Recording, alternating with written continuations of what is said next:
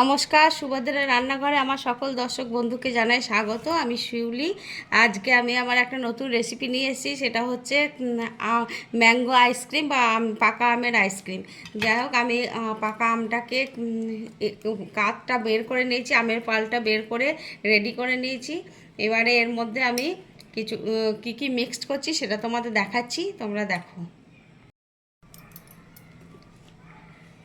এবার আমি আমের পালটা দিয়ে দিচ্ছি,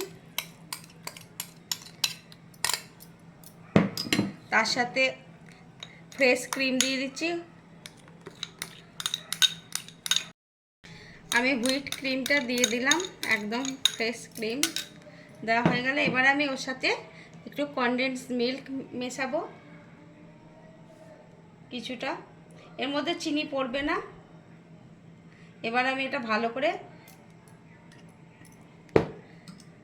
বিট করে নেব, খুব ভালো করে মিক্স করে নেব।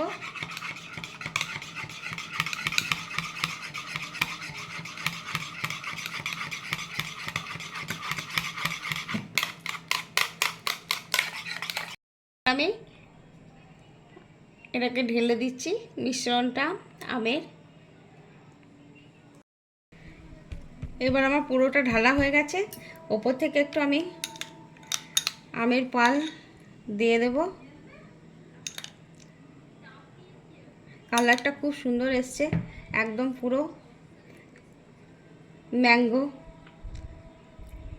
এবং গন্ধটাও খুব সুন্দর বেরাচ্ছে, যে একদম আমের গন্ধ।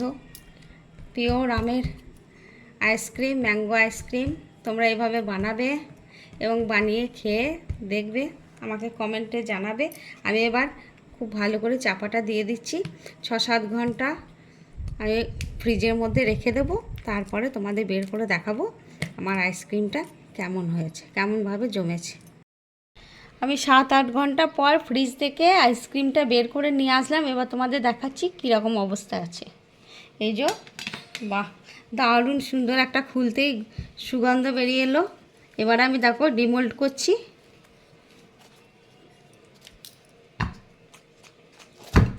বাহ, ডিমটা ডিমোল্ড করা হয়ে গেছে, দারুণ সুন্দর জমেছে। এবারে আমি ওটাকে তোমাদের কেটে দেখাচ্ছি পিস করে কেমন হয়েছে। কাটা হয়ে গেছে, এবারে আমি তোমাদের দেখাচ্ছি, মানে অসম্ভব সুন্দর হয়েছে, তোমাদের আমি বললে বোঝাতে পারবো না। তোমরা ঠিক এইভাবে একবার বানাবে, বানিয়ে খেয়ে দেখবে। দেখো, হ্যাঁ, একদম বরফ বরফ হয়নি, কাটাটা কাটলেই বুঝতে পারছো, একদম নরম সফট দারুণ হয়েছে। যাই হোক, এভাবে তোমরা একবার বানাবে, বানিয়ে খাবে, খেয়ে আমাকে কমেন্ট করে জানাবে। তোমাদের আমি এই পাশটাও দেখাই। এই যে দেখো, এটা কিন্তু বরফ হয়নি, একদম ক্রিমি সফট হয়েছে, খুব ভালো হয়েছে।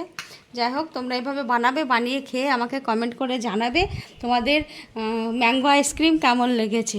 আর তোমরা সবাই ভালো থাকবে, সুস্থ থাকবে। তোমাদের সকলকে অসংখ্য ধন্যবাদ, নমস্কার এবং অনেক অনেক ভালোবাসা।